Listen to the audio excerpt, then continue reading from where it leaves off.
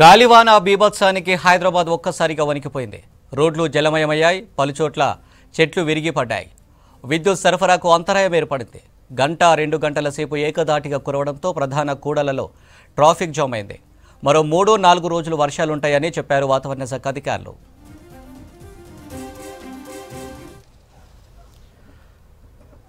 హైదరాబాద్లో వర్షాలు బీభత్సం సృష్టిస్తున్నాయి. సిటీలో వర్ష ప్రభావంపై మరిన్ని డీటెయిల్స్ అజయ్ అందిస్తారు. హైదరాబాద్ నగర వ్యాప్తంగా సాయంత్రం నుండి ఒక్కసారిగా వాతావరణం మారిపోయింది. ఇన్ని రోజులు ఆ ఎండ వేడిమికి ప్రజలందరూ కూడా హై టెంపరేచర్ ఉంది, చాలా వరకు ఎండతో ఇబ్బందులు పడ్డారు. కానీ ఒక్కసారిగా వాతావరణం మారి ఉపశమనం పొందినప్పటికి కూడా కొంతవరకు హైదరాబాద్ నగరంలో భారీ వర్షం కురిసిన కారణంగా అటు రోడ్లపైన ట్రాఫిక్ జామ్ కావచ్చు, లేకపోతే ఇతరేతర సమస్యలు తలెత్తడం, మొత్తంగా లోతట్టు ప్రాంతాలకు సంబంధించిన ప్రజలు కూడా కొంతవరకు ఇబ్బందులు పడ్డ పరిస్థితి, విద్యుత్ అంతరాయం ఏర్పడ్డ పరిస్థితి. ముఖ్యంగా వర్షాలు కురుస్తున్న టైంలో భారీ వర్షం సాయంత్రం నుండి కురుస్తున్న క్రమంలో బాచ్పల్లి పోలీస్ స్టేషన్ పరిధిలో ఉన్నటువంటి ఎల్లమ్మ కాలనీలో ఏదైతే ఇది రైజ్ కన్స్ట్రక్షన్ సంబంధించిన నిర్మాణ సంస్థ సంబంధించిన ల్యాండ్ ఇది. సో ఇక్కడే ఆ ప్రహరీ గోడ, ఆ రైజ్ సంబంధించిన నిర్మాణ సంస్థ ప్రహరీ గోడ, ఆ ప్రహరీ గోడ కూలిన కారణంగా ఇక్కడే కింద షెల్టర్స్ వేసుకొని ఎవరైతే ఇక్కడ లేబర్ వర్క్ చేస్తుంటారో, ఇతర రాష్ట్రాల నుండి వచ్చిన వారు, అటు మధ్యప్రదేశ్, ఛత్తీస్గఢ్ నుండి వచ్చిన లేబర్ అందరూ కూడా ఇక్కడ పనిచేస్తూ ఉంటారు. సో ఒక్కసారిగా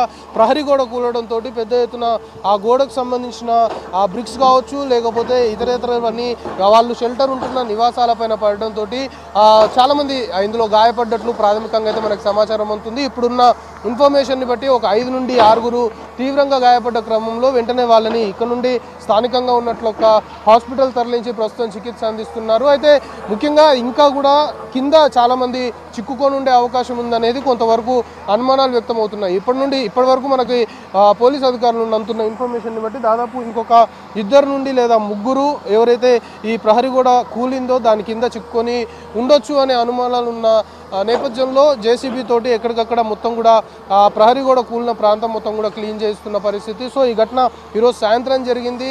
వర్షం భారీగా కురుస్తున్న క్రమంలో ఒక్కసారిగా వాటర్కి మొత్తం ప్రహరీ గోడ మొత్తం కూడా నానిన క్రమంలో అది కూలిన తర్వాత కిందున్న ఏదైతే ఈ షెల్టర్స్ ఉన్నాయో ప్రస్తుతం మనం విజువల్స్లో చూస్తున్నాము.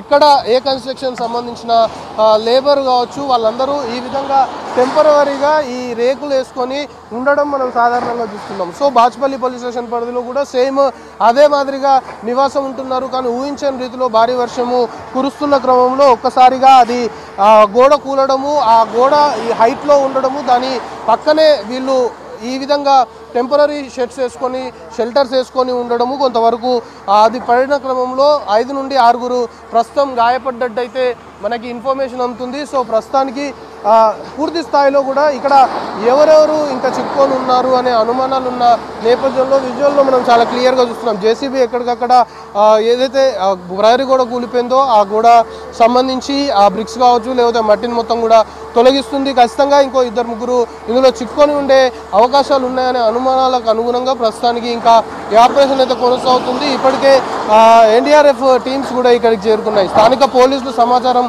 అందిన వెంటనే ఘటనా స్థలానికి చేరుకున్నారు. ఘటనా స్థలానికి చేరుకొని ఎవరైతే ఇందులో గాయపడ్డారో, ఎందుకంటే ప్రైమరీగా ఒక 5 నుండి 6 ఇందులో తీవ్రంగా గాయపడ్డట్టు పోలీసులు ఘటనా స్థలానికి చేరుకోగానే ఆ ప్రహరీ గోడ కూలి చాలా వరకు ఒక 5-6 ఇక్కడ ప్రాణాపాయ స్థితి అనుకోవచ్చు, కొంతవరకు సీరియస్గా ఉందని నోటీస్ చేసిన క్రమంలో స్థానికంగా ఉన్నటువంటి ఆసుపత్రికి తరలించి 5-6 చికిత్స అందిస్తున్నారు. సో వాళ్ళు కొంచెం కోలుకున్న తర్వాత ఒకవేళ వాళ్ళకి సంబంధించిన వ్యక్తులు ఈ గోడ కూలే టైంలో ఇంకా ఎవరున్నారు అనేది కొంతవరకు ఎక్స్ట్రా ఇన్ఫర్మేషన్ వచ్చే అవకాశం ఉంది. సో ప్రస్తుతానికి వాళ్ళకి చికిత్స అందుతుంది కాబట్టి వాళ్ళు కొంతవరకు క్యూర్ అయిన తర్వాత వాళ్ళు కొంత కోలుకున్న తర్వాత వాళ్ళ నుండి మరింత సమాచారము సేకరిస్తారు పోలీసులు. సో ప్రస్తుతానికి బాచ్పల్లి పోలీస్ స్టేషన్ పరిధిలో ఏదైతే నిర్మాణ సంస్థకు సంబంధించిన ప్రహరీ గోడ కూలడము, ఈ ఘటనకు సంబంధించి దాదాపు 5 నుండి 6 తీవ్రంగా గాయపడ్డము, వాళ్ళు ప్రస్తుతానికి హాస్పిటల్లో చికిత్స అందిస్తున్నారు. అయితే ఇంకా 2 లేదా 3 ఈ ఘటనకు సంబంధించి అందులో శిథిలాలు ఏవైతే ఉన్నాయో, ఆ బ్రిక్స్ ఏవైతే పడిపోయి ఉన్నాయో